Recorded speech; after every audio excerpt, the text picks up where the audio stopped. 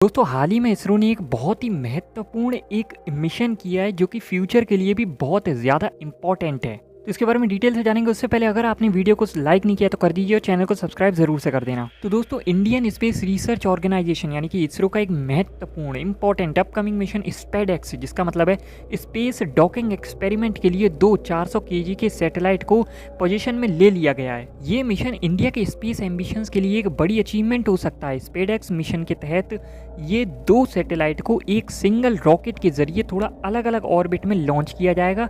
फिर इन सैटेलाइट को स्पेस में 28,000 kmph की स्पीड पर, ये बहुत ज़्यादा हो गया है दोस्तों, तो इतनी स्पीड पर अपने आप को मूव करते हुए अलाइन करना होगा ताकि वो एक दूसरे के साथ डॉक कर सकें, यानी आपस में जुड़ सकें और एक सिंगल ऑर्बिटिंग एंटिटी बन सकें।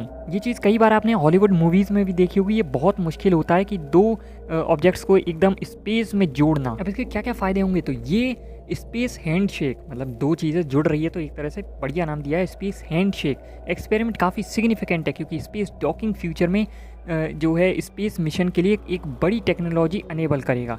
इसके सक्सेसफुल एक्सिक्यूशन से चंद्रयान 4 जैसे मिशंस और प्रपोज्ड भारतीय अंतरिक्ष स्पेस स्टेशन यानी इंडियन स्पेस स्टेशन को काफ़ी मदद मिल सकती है। और जो स्पेस स्टेशन भेजा जाता है, आपको पता होगा कि वो ऐसा तो है नहीं कि फुल एकदम पूरा इतना बड़ा बना के भेज दें, उसको कई पार्ट्स में भेजा जाता है और उसको वहीं स्पेस में ही फिर जोड़ा जाता है। स्पेस डॉकिंग टेक्नोलॉजी से फ्यूचर में रीफ्यूलिंग, सैटेलाइट रिपेयर्स और मल्टी मॉड्यूल स्पेस स्टेशन को असेंबल करना आसान हो जाएगा। अभी भी कई देश मिलकर बनाए हुए हैं स्पेस स्टेशन, तो जिसको भी वहाँ पर रीफ्यूलिंग या फिर कोई सैटेलाइट रिपेयर करना है उसको, तो वहाँ पर वो लोग करते रहते हैं। तो भारत फ्यूचर में अपना स्वयं का एक स्पेस स्टेशन बना लेगा, तो उसके लिए ये सारी टेक्नोलॉजी हमें चाहिए ही चाहिए। अनंत टेक्नोलॉजीज प्राइवेट लिमिटेड यानी एटीएल ने इन दोनों 400 केजी के सैटेलाइट का इंटीग्रेशन कंप्लीट किया और इन्हें इसरो के UR Rao satellite centre URSC Bengaluru को हैंडओवर कर दिया है।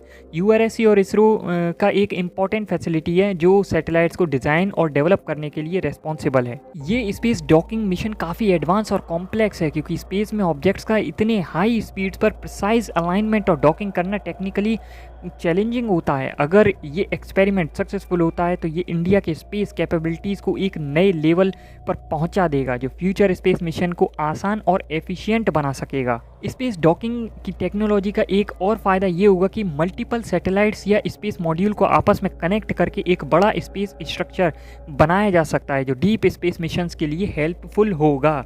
भारतीय अंतरिक्ष स्पेस स्टेशन जैसे प्रोजेक्ट के लिए ये टेक्नोलॉजी एक्सट्रीमली क्रूशियल है, जिसमें मल्टीपल मॉड्यूल्स को अर्थ के ऑर्बिट में कनेक्ट करके एक पूरा स्पेस स्टेशन बनाया जा सकेगा। अब जैसे कि आपको स्पेस में बहुत दूर जाना है तो आप बार बार अर्थ पर आओगे तो ज़्यादा टाइम भी कंज्यूम होगा और आपकी जो भी रिसोर्सेज हैं वो भी ज़्यादा यूज़ होंगे। तो इससे अच्छा है कि आप स्पेस में ही एक ऐसा स्टेशन बना दोगे कि वहीं पर आप रुक कर जो भी काम करना होगा या फिर रिसर्च करना होगा वो कर सकोगे। तो स्पेडएक्स मिशन जो है इसरो के लिए एक फ्यूचरिस्टिक स्टेप है। इसरो के स्पेडएक्स मिशन के लिए सैटेलाइट का असेंबली, इंटीग्रेशन और टेस्टिंग पहली बार इंडियन प्राइवेट इंडस्ट्री के जरिए एक प्राइवेट फैसिलिटी में पूरी तरह से किया गया है।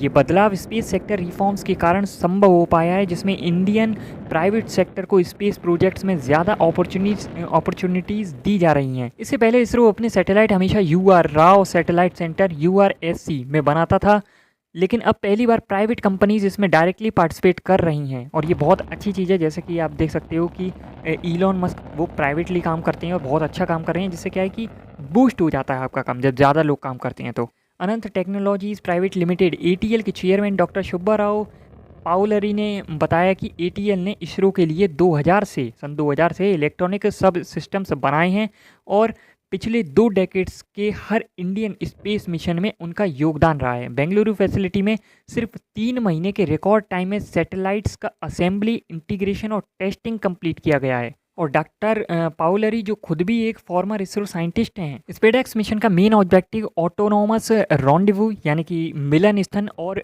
डॉकिंग टेक्नोलॉजी को डेमोन्स्ट्रेट करना है, जिसमें 2 स्पेसक्राफ्ट एक दूसरे के साथ जुड़कर एक यूनिट की तरह फंक्शन करेंगे और अपने आप को मैन्यूवर कर पाएंगे। ये डॉकिंग टेक्नोलॉजी स्पेस स्टेशन बनाने और उनका मेंटेनेंस करने के लिए बहुत ज़रूरी होती है। ये टेक्नोलॉजी इंडियन स्पेस स्टेशन को 2028 तक असेंबल करने में मदद करेगी।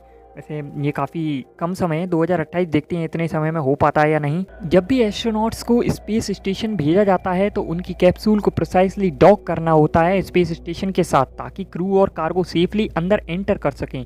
और यही स्पेसएक्स का मिशन है। स्पेसएक्स से जो टेक्नोलॉजी डेवलप होगी उससे लार्ज कंपोनेंट्स या मॉड्यूल्स को रोबोटिकली असेंबल करना पॉसिबल होगा, जो फ्यूचर स्पेस स्टेशंस बनाने के लिए ज़रूरी है। इंडिया के चंद्रयान 4 मिशन में भी ये टेक्नोलॉजी यूज़ होगी, जिसमें लूनार ऑर्बिट में एस्ट्रोनॉमस डॉकिंग के जरिए मून सैंपल्स को सेफली रिटर्न किया जा सकेगा। अब जब satellites UR Rao satellite centre में डिलीवर हो चुकी है तो इन्हें जल्दी ही श्रीहरिकोटा के इंडियन स्पेस पोर्ट तक ट्रक के ज़रिए भेजा जाएगा। वहां सैटेलाइट का आखिरी टेस्टिंग, फ्यूलिंग और लॉन्च की तैयारी होगी।